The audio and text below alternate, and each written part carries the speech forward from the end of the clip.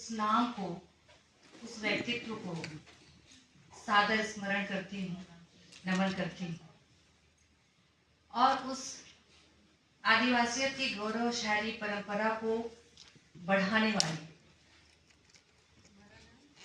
परम आदरणीय हमारी मार्गदर्शक रोज केरकेट्टा जी को भी मैं सादर स्मरण करती हूँ, नमन करती हूँ।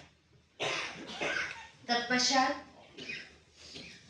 प्यारा केरकेट्टा फाउंडेशन की हमारी मंचासीन हमारे वंदना दी इस समारोह की कार्यक्रम की अध्यक्षता कर रही आदरणीय ग्लोरिया सोरेन जी, इस कार्यक्रम की मुख्य अतिथि ख्यात साहित्यकार वाल्टर भेंगरा तरुण जी,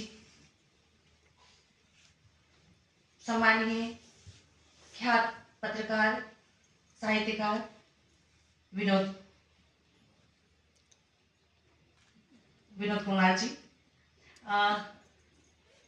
प्रिय डॉक्टर पार्वती तिर्की जी, इस सभागार में उपस्थित मेरे प्रिय कथाकार आदरणीय रणन सर जी, डॉक्टर आदरणीय भारती मैम जी, आदरणीय महादेव टोपो जी, आदरणीय मेघनाथ शाह जी, सावित्री बड़ाई जी, और सभी के नाम नहीं ले पाऊंगी मैं, और परिचय है पर अभी नहीं ले पा रही हूँ, या जो कहें क्षमा प्रार्थी हूँ। मैं आप सभी को जोहार करती हूँ, सादर अभिनंदन करती हूँ।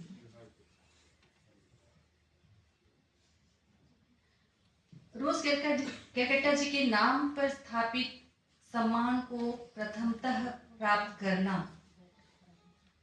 मेरे लिए अपने पुरखों और स्मृति शेष माता पिता के आशीर्वाद के रूप में प्राप्त करना है। मैं अत्यंत हर्षित हूँ इस क्षण में उन्हें स्मरण करती हूँ कि जिन्होंने मुझे यहाँ तक पहुँचाया, और आप सभी सुधीजनों के सम्मुख खड़े होकर आपके प्रेम और सम्मान को प्राप्त करने योग्य बनाया। वंदना जी ने बताया, और मुझे ध्यान आ रहा थी कि 2016 की बात है हमारी पहली मुलाकात। आपने 17 कहा, मैं उसको और ज़्यादा प्राचीन पहले का कहूँगी।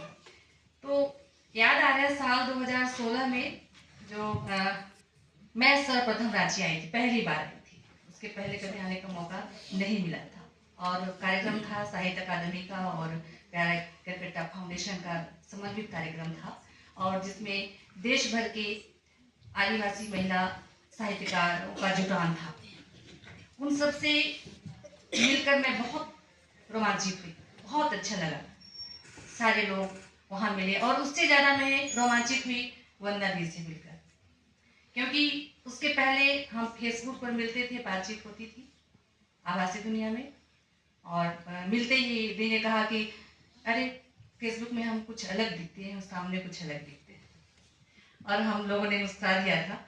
और उस दिन के पश्चात आज तक जो संबंध हमारे हैं वो और मजबूत हुए निरंतर। और दी ने बताया कि दोहराव होगा, मैं नहीं कहूँगी कि जो मेरी पहली कविता पुस्तक है प्यारा केरकेट्टा फाउंडेशन से प्रकाशित हुई, और उस पुस्तक की जो पहली कविता है मुझे बहुत पसंद है, आज ही को समर्पित है, और मैं भी मंचों पर उस कविता का कई बार मैंने पाठ किया है। मैं कुछ लाइनें मैं पढ़ देना चाहूँगी, कह देना पढ़ूंगी, बोलूँगी आपके सामने। कितनी खुश थी आजी, कितनी खुश थी आजी, जब मैंने पूछा था कान के छिद्रों में काली उंगली घुसाती थी। आजी आप 5-5 बालियां पहनती थी कानों में? हंसकर कहा था आजी, अरे नहीं रे नतिया, मैं तो खोजती थी छिद्रों में शाही के काले सफेद कांटे, वही तो थे मेरा गहना, मेरे हथियार। एक दिन आजू को गुस्सा आ गया था किसी बात पर, मारने दौड़े थे आजी को। यकायक ठिठक गए थे आजो के कदम आजी के हाथों में शाही के कांटों को देखकर। ललकारा था आजी ने, विजयी मुस्कान तैर गई थी होठों पर, दमक उठा था चेहरा। बिरसो नाम था जी का, बिरसो नाम था जी का। सुनती हूँ गोष्ठियों में नारी सशक्त हो रही है, याद आ जाती है आजी, शाही के काले सफेद कांटे और ठगे से आज। ये मेरी पहले संग्रह की पहली कविता।